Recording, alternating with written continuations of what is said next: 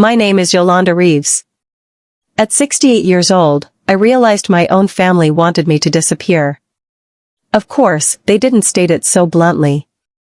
The proposition arrived over a lavish roast chicken dinner as my daughter-in-law, Vanessa, poured the wine. My son, Bradley, looked across the table and told me they needed me to retire early because infant daycare was simply too expensive. I placed my oxblood leather folder on the table and folded my hands. They believed my response would be the most difficult part of the evening, but they were wrong. The real problem was already buried deep inside their financial paperwork, and in what they had secretly planned for my house. Welcome to Family Story Vault, the place where hidden agendas are brought into the light and women who were underestimated finally get the last quiet word. If a calm voice and a hard truth sound like justice to you, you are home. Drop a comment below and be sure to subscribe to the Vault for more real family exposure. I've spent 40 years working as an accountant, balancing ledgers for small businesses. I know numbers, and I know how to spot a deficit. When the dinner invitation arrived via a text message saying, "Sunday dinner, Mom. 6 o'clock, it's important," I knew something was amiss. Bradley only texted when guilt got the better of him.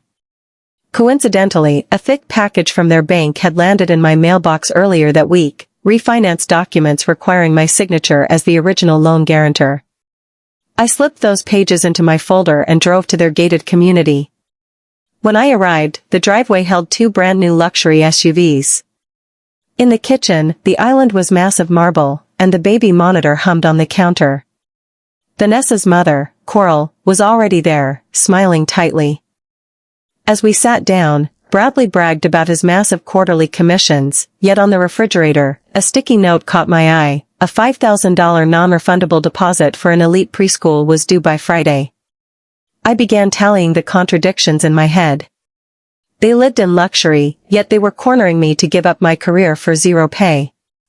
When Bradley finally delivered his pitch, claiming they couldn't afford $2,000 a month for daycare on his $280,000 salary, I didn't get angry. I just gave a small, surprised laugh. Vanessa's face hardened instantly. She told me it wasn't about money, but about family. Coral chimed in, claiming grandmothers are supposed to step up for free. They saw an aging woman they could manipulate into free labor, but they forgot what I do for a living. I hadn't opened my folder yet, but when I did, their beautiful evening would completely fall apart. Before giving them an answer, I kept my voice calm and asked to review the numbers. They thought I was just stalling, so they happily toasted to family and assumed they had won. But back at my kitchen table that night, I opened the leather folder and built a spreadsheet. I had access to their full financial profile as their mortgage guarantor, including pay stubs and tax records. Tab 1 tracked their cash flow. They brought home roughly $16,000 a month after taxes. Then I mapped out their expenses, a $6,000 mortgage, $1,400 for 2 luxury car leases, country club fees, and endless subscriptions. Infant daycare in their area cost $1,600 a month. They didn't have a financial crisis, they had a lifestyle they refused to trim.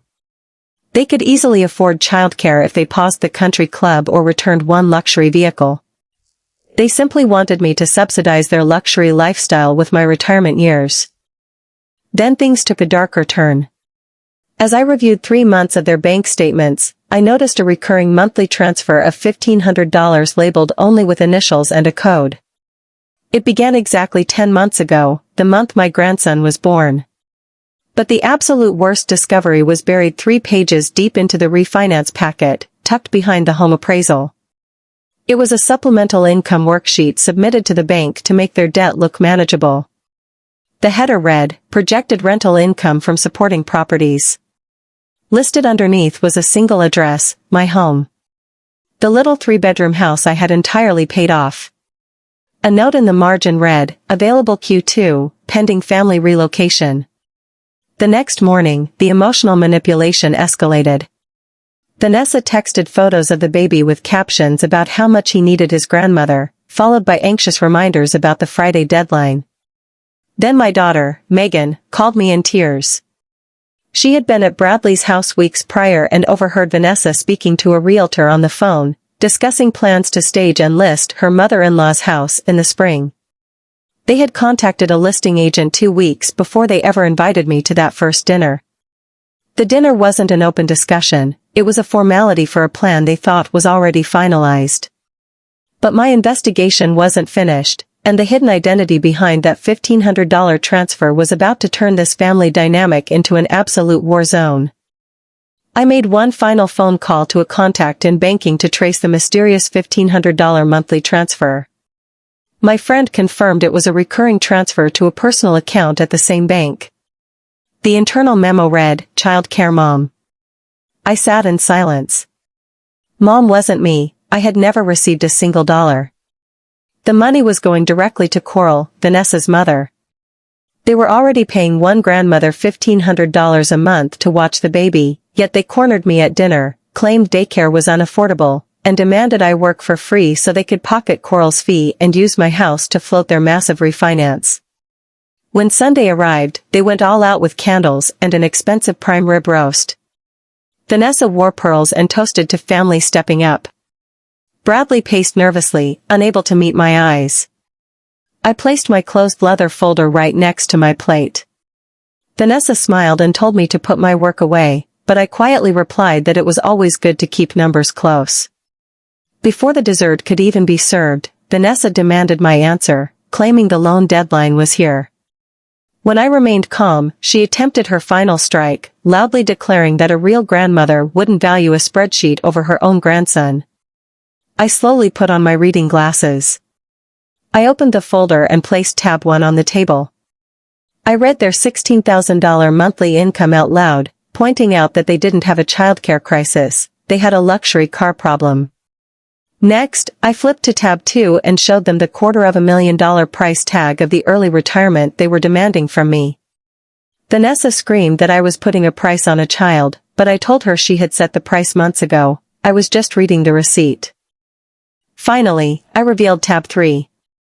I exposed the hidden $1,500 monthly payments to Coral, causing Bradley to instantly turn on his wife in shock, realizing she had hidden the expenses from him. Then, I laid down the bank worksheet listing my house as their future rental property. The room went completely silent as they stared at their own ink. Vanessa slammed her glass down in a fury, breaking it and spoiling red wine all over the white tablecloth. I told them my final answer, I would not retire, I would not sign the refinance as a guarantor, and my lawyer would be issuing a formal repayment schedule for the $90,000 they owed me. Without my signature, their refinance collapsed, and they were forced to sell their mansion and downsize to a small house 2 towns over. Today, I see my grandson on Saturdays on my own terms. Love is a gift, not a line item in someone else's budget, and my folder is officially closed.